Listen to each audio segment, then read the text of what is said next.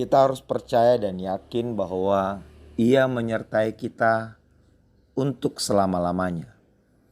Bahkan Ia bekerja mendatangkan kebaikan. Saudara dan saya pasti menerima lebih daripada apa yang kita harapkan. Sebab Ia yang berjanji adalah Allah yang berkuasa. Karenanya Rasul Yohanes menuliskan, sesudah itu karena Yesus tahu bahwa segala sesuatu telah selesai, berkatalah Ia, supaya genaplah yang ada tertulis dalam kitab suci, aku haus. Di situ ada sebuah bekas penuh anggur asam. Maka mereka mencucukkan bunga karang yang telah dicelupkan dalam anggur asam pada sebatang hisop, lalu mengunjukkannya ke mulut Yesus. Sesudah itu Yesus meminum anggur asam itu, berkatalah Ia, sudah selesai.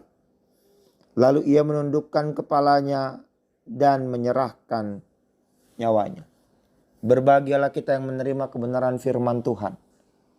Karena kebenaran itu yang akan memampukan dan menguatkan kita untuk kita melangkah dalam ketetapan Tuhan. Saya percaya Dia hanya merancang masa depan penuh dengan harapan. Apapun yang ada di sekitarmu.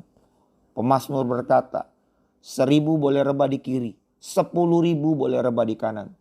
Tapi orang yang percaya dan menantikan Tuhan akan tetap berdiri teguh.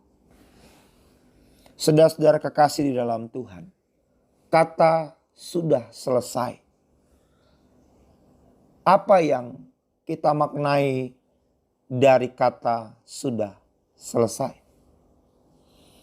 Pertandingan telah usai, kemenangan telah diraih. Bagi saudara dan saya yang percaya, harusnya ada mahkota yang terus melekat di atas kepala kita. Ada rasa percaya diri karena kita disebut lebih daripada pemenang.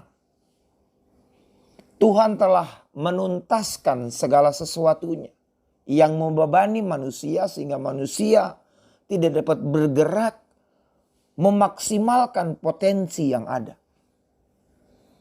Sudah selesai dalam perspektif yang saya mau bagi pada renungan hari ini. Kita telah selesai bergumul dan bergelimang dengan dosa. Sebab di atas Golgota, di kayu yang hina itu, seluruh pelanggaran kita, baik pelanggaran yang sudah kita kerjakan, bahkan yang tanpa kita ngerti kita sedang lakukan, atau yang akan kemudian, itu telah ditanggung oleh Dia di atas kayu salib. Bagi kita yang percaya, kita tidak berkonsentrasi lagi bagaimana untuk kita tidak berdosa. No. Tapi harusnya perspektif kita atau sudut pandang kita, bagaimana kita dapat memuliakan Tuhan di kehidupan ini. Bagaimana lembaran baru harus diisi dengan kebenaran Tuhan sehingga kita mampu hidup kudus. Hidup kudus bukan berarti kita terisolir. Hidup kudus berarti kita menyimpan janji Tuhan dalam hidup kita. Dan kita bergerak di atas janji itu. Karena firman Tuhan berkata, kasihilah Allahmu dengan segenap kekuatanmu, dengan segenap akal pikirmu, dengan segenap apa yang kau punya. Kasihilah sesamamu sebagaimana kau mengasihi dirimu sendiri. Semua hukum itu terangkum dalam 2 prinsip tersebut. Kalau prinsip itu melekat dalam diri kita, kita mengasihi Tuhan. Apa buktinya?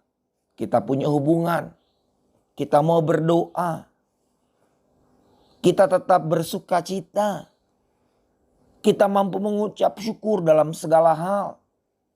Apa buktinya? Kita mau merenungkan firman Tuhan. Karena itu bagian yang sama pentingnya dengan kita makan, minum untuk kebutuhan jasmani. Kalau kita menempatkan Tuhan dalam kehidupan ini, maka sudah pasti kita bisa menata kehidupan kita dengan benar. Makan secukupnya. Ada waktu istirahat secukupnya. Ada waktu berolahraga secukupnya. Maka refleksi kita menata kelola kehidupan kita, mulai dari fisik, emosi kita, bahkan kita menata dan memupuk pertumbuhan roh kita, itu yang akan menjadi parameter kita dapat mengasihi sesama. Maka kita nggak mudah untuk terpancing. Kita nggak mudah jadi orang yang kalut, hidup dalam kekhawatiran, rasa takut, terisolir, tertutup. Kita menjadi orang yang ramah, mudah memberikan senyum. Kita menjadi pribadi yang hangat. Kalaupun ada sesuatu yang ingin dimanfaatkan orang lain, bila kita bergerak dalam ketulusan, ada pembela kita Bapak Ibu. Dia pasti akan menjaga kita. Karena tidak pernah dia tinggalkan orang yang percaya kepadanya. Makna sudah selesai yang pertama. Ialah kita tidak lagi hidup dalam dosa. Kalau kita tidak lagi hidup dalam dosa, maka kita harus hidup dalam kebenaran. Kalau kita tidak hidup dalam dosa, maka kita hidup dalam kekudusan. Kalau kita tidak lagi diperhamba oleh dosa, maka kita menghambakan diri kepada Allah yang mulia. Yang saya percaya dia pasti beri lebih daripada apa yang kita kerjakan. Tuhan Yesus memberkati. Selamat pagi. Amin.